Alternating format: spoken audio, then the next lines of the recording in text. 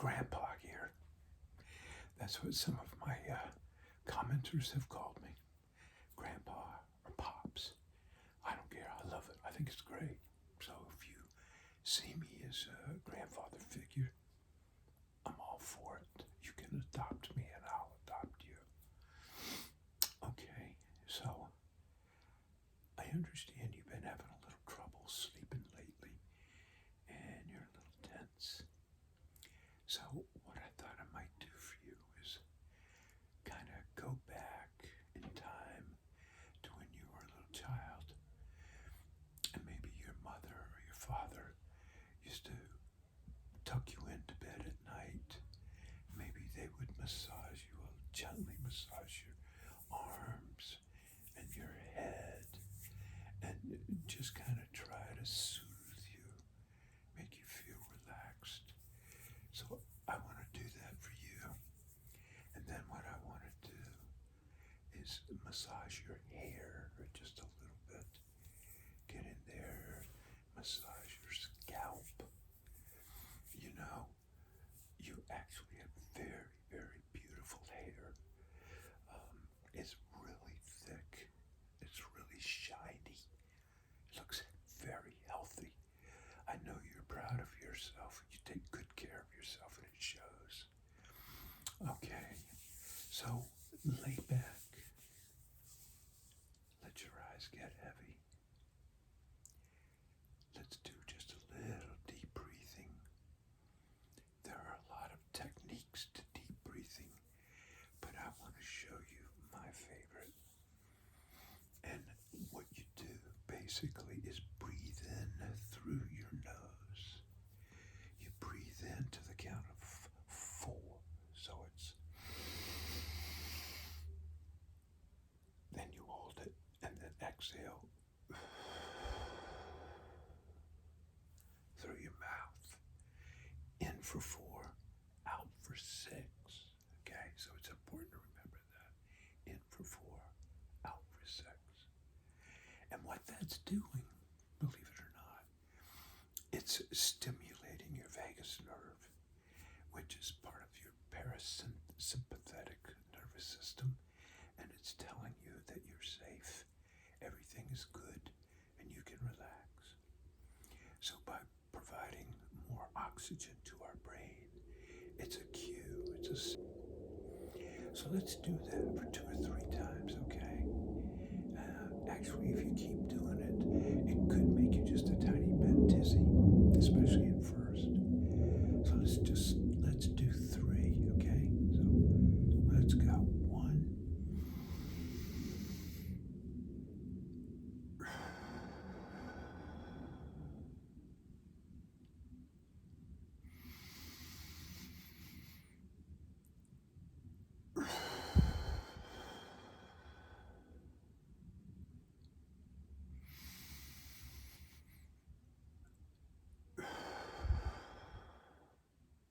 Excellent. I hope that felt good. Personally, what I like to do when it's cold, I love the cold. I like to go outdoors when it's really cold and the air just feels so crisp and clean and dry. And I like to take those deep breaths and let that deep, deep, deep air go in, cold air, go into my lungs, and my body heats it up as I exhale. It's wonderful. It's just, I love it. It just makes me, that actually makes me tingly. Okay, maybe that's a trigger that I have. So maybe you could explore triggers on your own. Find out what new experiences make you tingly. Okay, so I said I was going to massage your scalp, so let's do that for a few minutes, and then I'm going to read, okay? All right, just close your eyes and relax. Let me get in there deep, get in deep through all that hair, that beautiful, glorious hair. It's so thick and beautiful. Okay. Okay, now. Yeah, I'm going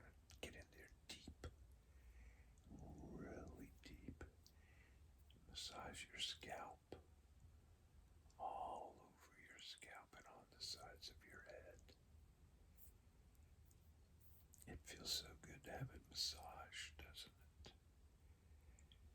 Sometimes that's really all we need is a little bit more of a personal touch.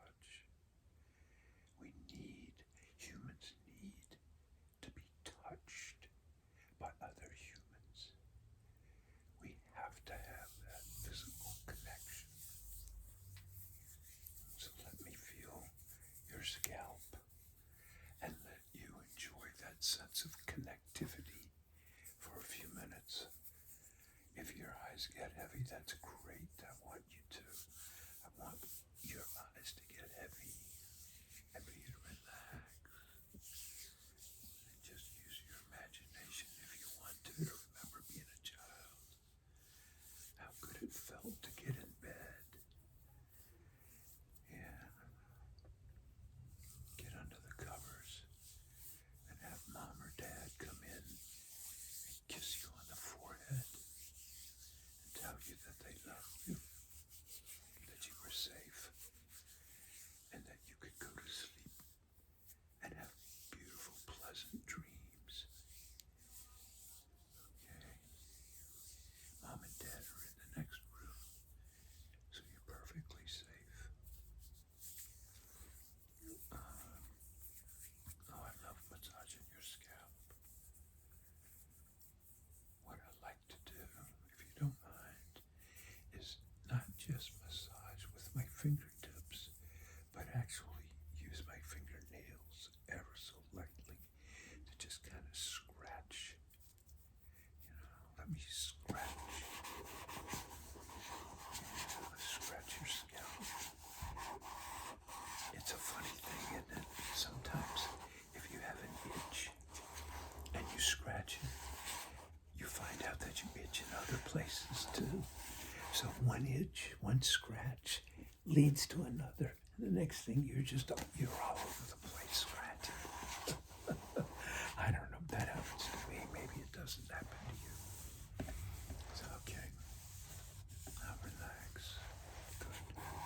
Very good. Very. It makes me feel so good to see you relaxed.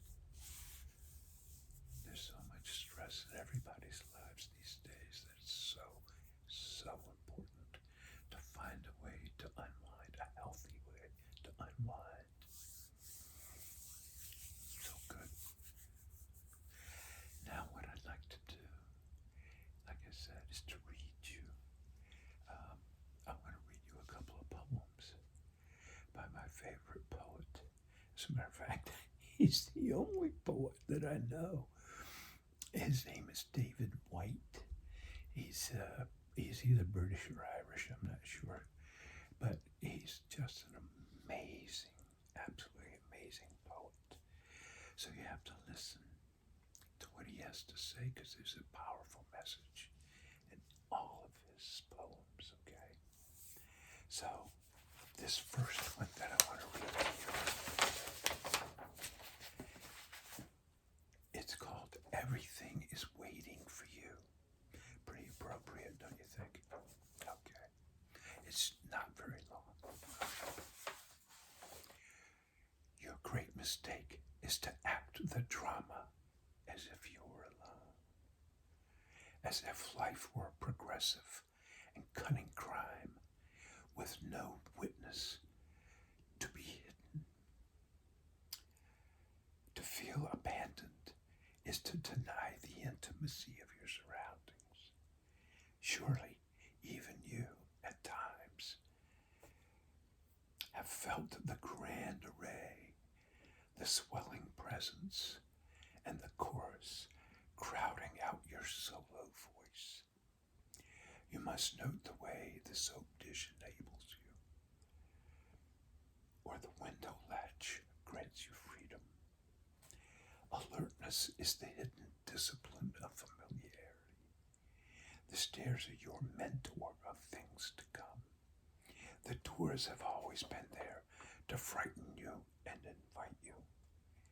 And the tiny speaker in the phone is your dream ladder to divinity. Put down the weight of your aloneness and ease into the conversation. The kettle is singing even as it pours you a drink. The cooking pots have left their arrogant aloofness and seen the good in you at last. All the birds and creatures of the world are unutterably themselves. Everything is waiting for you. Okay? Pretty heavy, huh? Yeah. Okay. That sounds hopeful to me. Very hopeful. All right. How do you feel? I want you to be able to relax. I hope these poems are enabling you to relax. In order to really fully relax, you have to feel safe and secure. And I want you to know that in this moment, that you are in no danger. Nothing is here to harm you in this moment.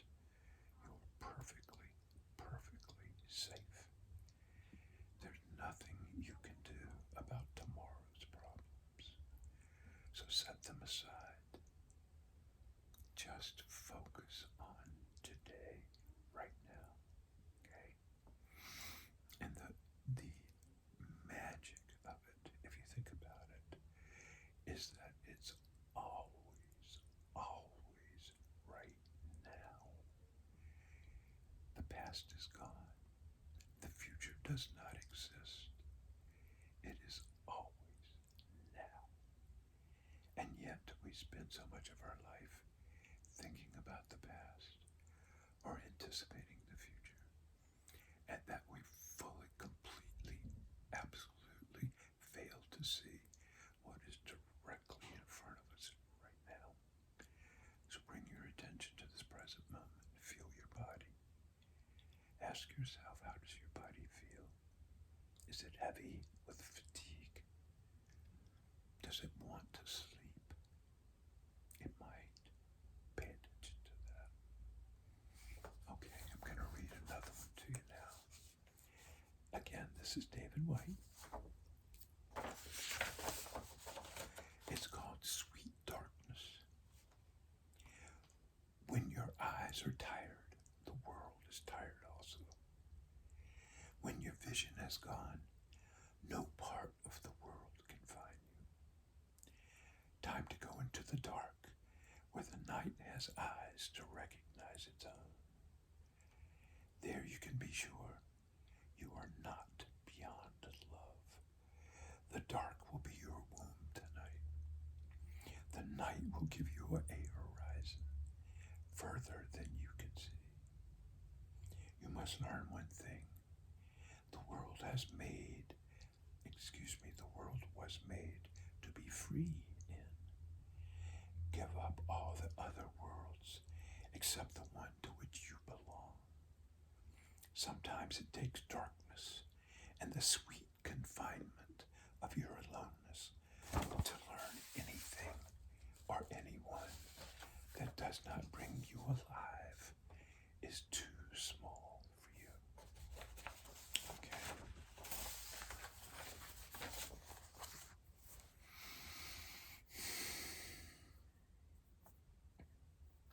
That's a powerful message, I think. Anyone or anything that does not bring you alive is too small for you. Keep that in mind. You were never meant to have to settle for less. You deserve the very best. Always the very best. Okay? So, if you'll bear with me for just a couple more minutes, I can tell your eyes are getting heavy, but I don't want to leave you yet. I want to stay here with you. I enjoy your company so much. I'd like to read just a couple of pages of this book called Meditations. It's written by Marcus Aurelius. He was a Roman emperor and a very influential voice in the philosophy of Stoicism.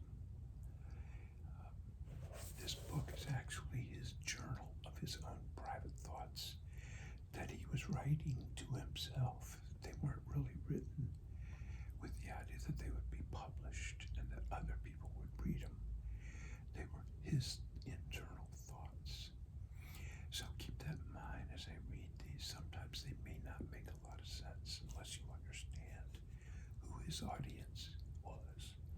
His audience, of course, was him. Okay? So I'm going to just pick up a page.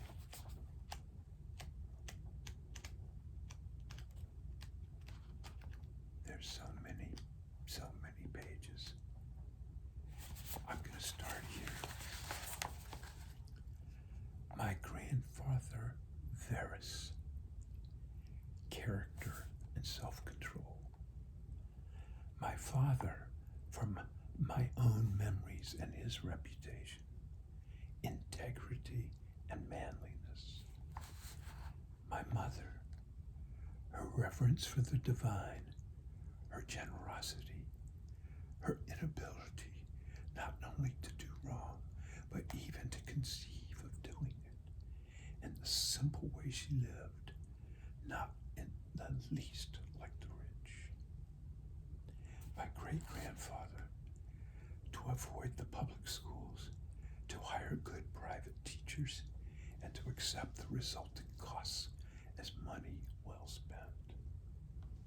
My first teacher, not support this side or that in chariot racing, this fighter or that in the games, to put up with discomfort and not make demands, to do my own work, mind my own business, and have no time for slanderers. Diogenes, not to waste time on nonsense, not to be taken in by conjurers and hoodoo artists with their talk about incantations and exorcisms and all the rest of it. Not to be obsessed with quail fighting or other crazes like that. Quail fighting.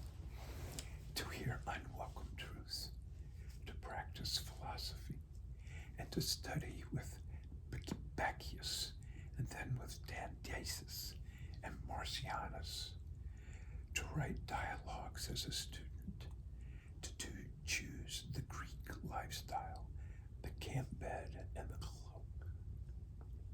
Okay, I'm going to stop there. So, as I said, so much of what he writes is personal to him, but as you read the pages, you constantly find little nuggets of what we consider to be modern day truth. And what you start to realize is that with all of our problems, there really is basically nothing new under the sun. If it has been imagined, it has been done. We create reality, okay? So what you think is terribly important. Try to stay positive, okay? I think you're falling asleep now. I can tell you're really breathing deeply and slowly. That sounds so